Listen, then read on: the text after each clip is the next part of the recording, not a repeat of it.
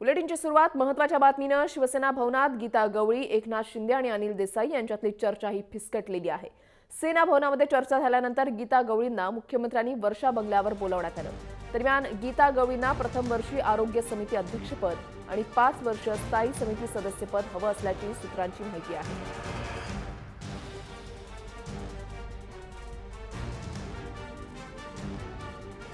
आपले प्रतिनिधी आहेत आपल्या सोबत हेमंत ब्रिजे। आपण अधिक माहिती जाणून घेणार आहोत। हेमंत, नेमकं काय घडलेलं आहे त्या ठिकाणी?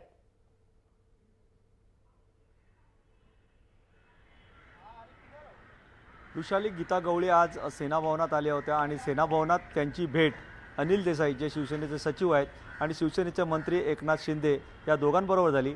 पण या भेटीमध्ये कुठेतरी जी चर्चा आहे ती फिसकटली आहे अशा पद्धतीची माहिती मिळते आहे। कारण गीता गवळींना जे अपेक्षा आहे ही अपेक्षा म्हणजे स्टँडिंग कमिटी 5 वर्ष हवी आहे आणि त्याचबरोबर आरोग्य समितीचं चेअरमनपद जे 1 वर्षासाठी हवं आहे अशा पद्धतीची दोन्ही मागणी केली आहे आणि त्यामुळे कुठेतरी ही जी चर्चा आहे ती फिसकटली आहे। उद्धव ठाकरेंपर्यंत ज्या काही शर्ती अटी आहेत त्या पोचल्या नाहीत अशा पद्धतीची माहिती मिळते आहे। पण गीता गवळींना मुख्यमंत्र्यांकडून संदेश आलेला आहे। संध्याकाळी किंवा रात्री आज मुख्यमंत्र्यांना भेटतील आणि त्यामुळे ते भाजपचं जे संख्याबळाचं गणित आहे, भाजप पण आपला उमेदवार लावण्याचा प्रयत्नात आहे महापौर पदाचा आणि त्यामुळे ही जी रस्सीखेच आहे ती रस्सीखेच अधिक ज्या पद्धतीने कसोशीने सुरू आहे त्यामुळे शिवसेना आणि भाजपमधला जो काही महापौर पदाचा वाद आहे तो मिटताना दिसत नाही आहे आणि महापौर पदाची निवडणूक ही चुरशीची होणार आहे, रंगतदार होणार आहे हे दिसतंय। कारण शिवसेनेचं आताचं जे संख्याबळ आहे ते 88 आहे।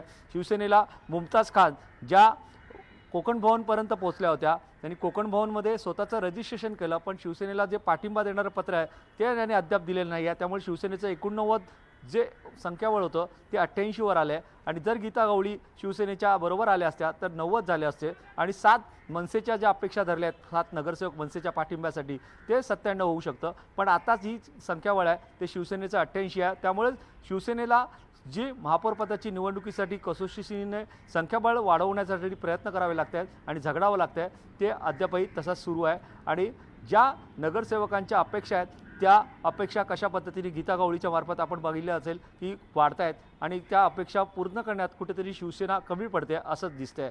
वृषाली, सेना आणि भाजपमध्ये जर पाहायला गेलं तर आपलं संख्याबळ कसं वाढेल याकडे सेना आणि भाजप दोन्ही पक्ष जे आहेत त्यांचं पूर्णपणे लक्ष केंद्रित झालेलं आहे। हेमंत, जर एकूण आता सध्या घडत असलेल्या राजकीय घडामोडी पाहिल्या तर मुख्यमंत्र्यांनी आता वर्षा बंगल्यावर गवळींना तर बोलवलेलं आहे, मात्र त्यावेळेला नेमकी काय चर्चा होऊ शकते, काय फॉर्म्युला असू शकतो या संदर्भात काही माहिती मिळू शकलेली आहे का?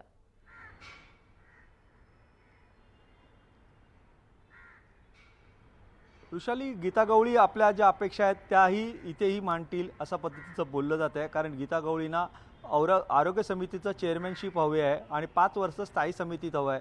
म्हणजे जो काही मालामाल जे स्टँडिंगमधली अंडरस्टँडिंग होते तिथं मालामाल पद हे हवं आहे सदस्यत्व आणि आरोग्य समितीचा जो कोट्यावधीचा जो निधी आहे तो वापरता येणार आहे आणि त्यामुळे त्यांना हे दोन्ही पदं महत्त्वाची वाटत आहेत। आता मुख्यमंत्री डॅडींच्या मार्फत गीता गवळींची मदत घेतात का हे महत्त्वाचं आहे। कारण शेवटी डॅडी हे अंडरवर्ल्ड डॉन आहेत आणि अंडरवर्ल्ड डॉनची मदत मुख्यमंत्री घेत आहेत का हे पाहणं गरजेचं आहे। कारण रात्री जी चर्चा होईल ती महत्त्वाची आहे आणि डॅडींच्या मार्फत ही चर्चा होणार आहे का हेही पाहणं गरजेचं आहे। नक्कीच आता या चर्चा नेमक्या कशा पद्धतीने होतात ते पाहणं महत्त्वाचं ठरणार आहे। धन्यवाद हेमंत दिलेल्या सविस्तर माहितीसाठी।